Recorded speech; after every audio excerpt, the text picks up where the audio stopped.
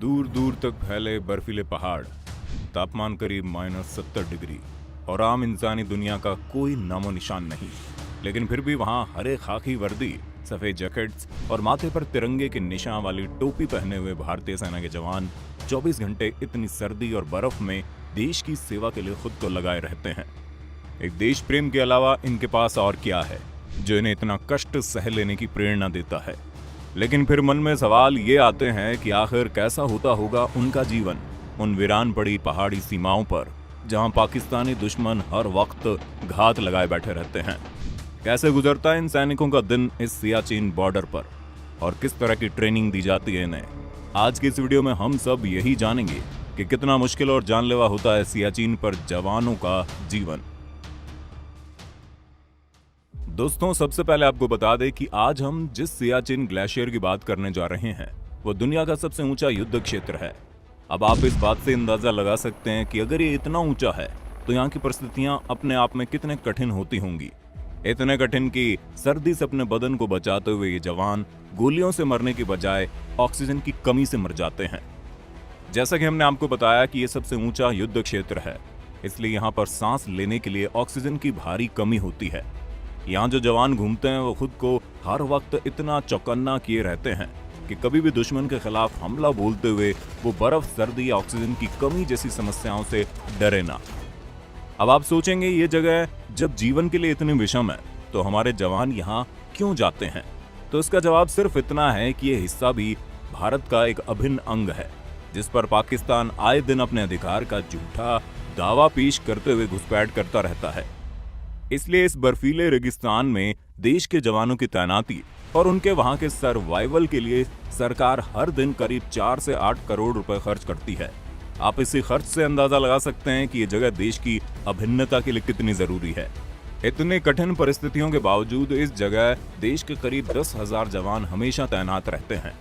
यहाँ जिंदगी कितनी मुश्किल है, इसे अगर एक आंकड़े के तौर पर देखें तो पिछले 30 सालों में हमारे 846 जवानों ने यहाँ की विषमताओं के कारण अपनी जान गंवा दी है।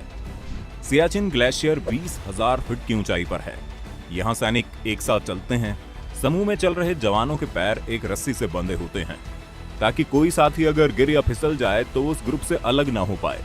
ऊंचाई वाले जिस स्थान पर जवानों की तैनाती होनी होती है, वहां तक पहुंचने के लिए सैनिकों को बेस कैंप से 10 दिन पहले ही यात्रा शुरू करनी पड़ती है। इसके लिए सैनिकों की टुकड़ी रात को 2:30 या 3 बजे निकल पड़ती है ताकि 9 बजे से पहले वहां पहुंचा जा सके। क्योंकि यहाँ दिन में बर्फ धंसने का खतरा ज्यादा रहता है, इसलिए सारी चढ़ाई रात में ही की जाती है। हर फौजी के साथ 20 से 30 किलो का बैग होता है, जिसमें बर्फ काटने वाली कुल्हाड़ी, उसके हथियार और रोजमर्रा के कुछ सामान होते हैं। 0 से नीचे तापमान रहने के बावजूद सैनिक पसीने से तरबतर होते हैं, क्योंकि शरीर पर 6-7 तय मोटे और गर्म कपड़े होते हैं। अपने तय पॉइंट पर पहुंचते पहुंचते फौजियों के शरीर और कपड़े के बीच पसीने की पतली परत जम जाती है।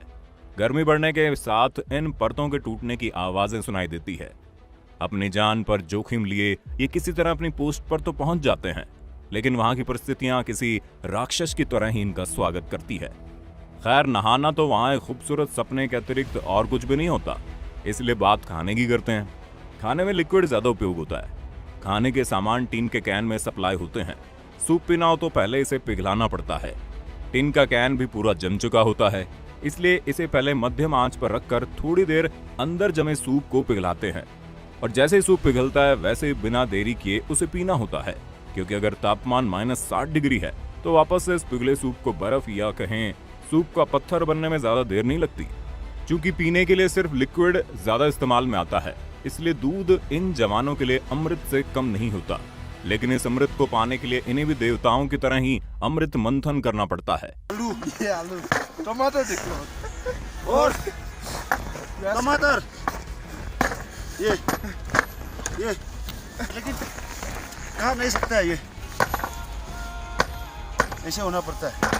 इस निर्जन बर्फीली दुनिया में खाने के लिए जो चीज सबसे आसानी से इस्तेमाल में लाई जाती है वो है ड्राई फ्रूट्स और चॉकलेट, क्योंकि ये दोनों चीजें इतनी ठंड में भी नहीं जमती। अब बात अगर पानी की करें तो जवान अपने साथ पानी का कोई बैकअप लेकर नहीं चलते हैं।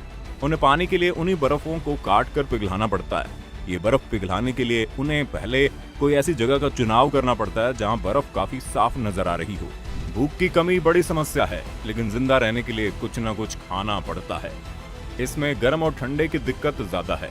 गर्म किए खाने और लिक्विड को ठंडा होने से पहले ही लेना पड़ता है, जिसका असर सैनिकों के डाइजेस्टिव सिस्टम पर साफ देखने को मिलता है। यही कारण है कि किसी सेहतमंद जवान को भी टॉयलेट में करीब 2 से 3 घंटे का वक्त लग जाता है। नहाने के लिए भी जो पानी इस्तेमाल में लाया जाता है, उसके साथ भी काफी मेहनत करनी पड़ती है। उस पानी को लगातार गर्म रखने के लिए स्टोव पर रखा जाता है। इन स्टोवों के लिए जरूरी केरोसिन ही इन लोगों के बीच आग जलाने के लिए वरदान की तरह इस्तेमाल में आता है।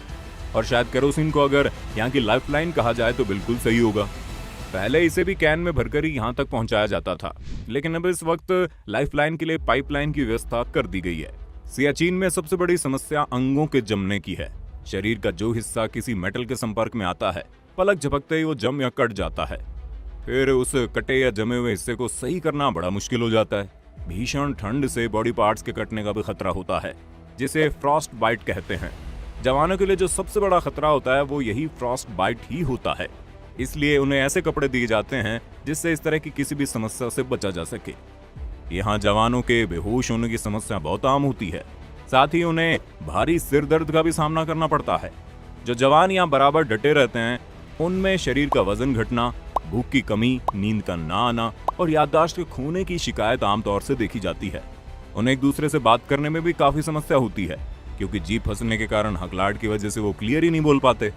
एक इंसान का जिन बेसिक चीजों के बिना कहीं पर रह पाना नामुमकिन होता है, ये जवान उन सभी समस्याओं को ताक पर रखते हुए, अपनी जान को जोखिम में डालते हुए, भूख प्यास से परे होते हुए सिर्फ ये सोचते हैं कि उनके रहते अपने देश के उस हिस्से पर कभी भी तिरंगे के अलावा कोई और झंडा ना दिख जाए। इसलिए तो शायद वहां की बर्फ भी इस बात पर अभिमान करती होगी कि वो ऐसे देश प्रेमियों के पैरों तले आती है जो सिर्फ अपने देश के विषय में सोचते हैं। आप इन सैनिकों के लिए दुआएं और प्रार्थनाएं कमेंट में लिख सकते हैं। आप भारतीय सैनिकों के इस देश प्रेम पर क्या सोचते हैं, हमें कमेंट में बताइए। अगर आज की वीडियो पसंद आई हो तो इसे लाइक करने के साथ साथ अपने दोस्तों और रिश्तेदारों के साथ शेयर भी जरूर करना। अगर आप ये वीडियो YouTube पर देख रहे हैं तो चैनल को सब्सक्राइब करके बेल आइकन दबा दें, और अगर फेसबुक पर ये वीडियो देख रहे हैं तो फेसबुक पेज को लाइक कर दें। फिलहाल के लिए इतना ही। अभी के लिए दीजिए हमें इजाजत। आपसे मुलाकात होगी अगली वीडियो में। शुक्रिया।